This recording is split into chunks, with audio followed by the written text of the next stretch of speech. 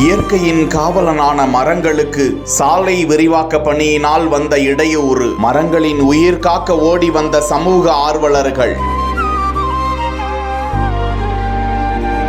மண்ணிலிருந்து உயிரோடு பிடுங்கி வேறு இடத்தில் மறுநடவு. பொள்ளாச்சி அடுத்த நாமோசுங்கம் முதல் மஞ்சநாயக்கனூர் ஆத்து பாலம் வரை ஆனைமலை உடுமலை சாலையில் நெடுஞ்சாலைத்துறை மூலமாக சாலை விரிவாக்க பணிகள் 2 கோடி ரூபாய் மதிப்பீட்டில் நடந்து வருகிறது. அந்த வழித்தடத்தில் தான் நன்கு வளர்ந்து நிழல் தரக்கூடிய புங்கமரம், வேப்பமரம், ஆலமரம் என 10 மரங்கள் இயற்கைக்கு காவலனாக பல்லாண்டு காலமாக நிலைத்து நின்ற நிலையில் இந்த சாலை விரிவாக்க பணி அந்த மரங்களுக்கு இடையூறாக வந்தது. இதனால் அந்த வழித்தடத்தில் இருக்கும் 10 மரங்களை வெட்டக்கூடாது, அதனை மறுநடவு செய்ய அதிகாரிகள் திட்டமிட்டு பசுமை குழுவை சேர்ந்த மரங்கள் மறுநடவு சிறப்பு நிபுணர் கிரீன் கேர் சையத் என்பவரை அணுகி இயற்கை ஆர்வலர் மரம் மாசிலாமணி உள்ளிட்டோர் இணைந்து அந்த 10 மரங்களையும் கிரேன், ஜேசிபி எந்திரம் மூலமாக வேரோடு பிடுங்கி வேறு ஒரு இடத்தில் மறுநடவு செய்து பராமரித்து வருகிறார்கள். மரங்களை காத்த நெடுஞ்சாலைத்துறை அதிகாரிகள் மற்றும் இயற்கை ஆர்வலர்களுக்கு பாராட்டுகளும் நன்றிகளும் குவிந்து வருகின்றன.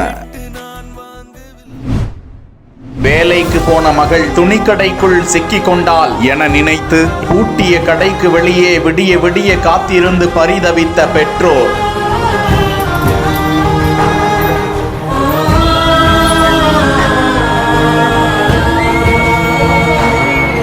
திறந்து பார்த்த போதும் பெண்ணை காணவில்லை. தகவல் கிடைத்ததும் வந்த போலீஸ் கூறிய அதிர்ச்சி தகவல். திருவண்ணாமலை மாவட்டம் கீழ்பெண்ணாத்தூர் அடுத்த சோமாசிப்பாடி கிராமத்தைச் சேர்ந்த இளம்பெண் நகரின் தேரடி வீதியில் உள்ள தனியார் துணிக்கடையில் விற்பனையாளராக பணிபுரிந்து வந்தார். நிலையில் வழக்கம் போல் துணிக்கடைக்கு பணிக்கு சென்ற இளம்பெண் வேலை முடிந்து இரவு 10 மணி ஆகியும் வீடு திரும்பாததால் அவரை தொடர்பு கொள்ள முடியாமல் மகளுடன் பணி செய்யும் பெண்களிடமும் விசாரிக்க வேலை முடிந்து வெளியே வந்த பிறகு தனது டிஃபன் பாக்ஸை மறந்து கடைக்குள் வைத்து விட்டதாக சென்றார். அதன் பிறகு நாங்கள் அவரிடம் பேசவில்லை என தெரிவித்திருக்கிறார்கள். இதனால் பூட்டிய கடைக்கு வெளியே ஓடி சென்ற பெற்றோர் அங்கு இரவு நேர காவலாளியாக இருந்தவரிடம் இது குறித்து கூறி உள்ளே தங்களது மகள் சென்றது தெரியாமல் பூட்டி இருப்பீர்கள், உடனடியாக உரிமையாளரிடம் சொல்லி திறந்து பாருங்கள் என கதறி இருக்கிறார்கள்.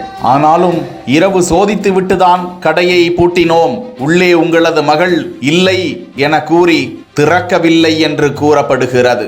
காலை வரை கண்ணீரோடு பெற்றோர் அங்கு காத்திருப்பது குறித்து அறிந்த நகர காவல்துறையினர் சம்பவ இடத்திற்கு வந்து கடை உரிமையாளருக்கு தகவல் தெரிவிக்க 8:30 மணிக்கு வந்த மேலாளர் கடையை திறக்க உள்ளே அனைத்து தளங்களிலும்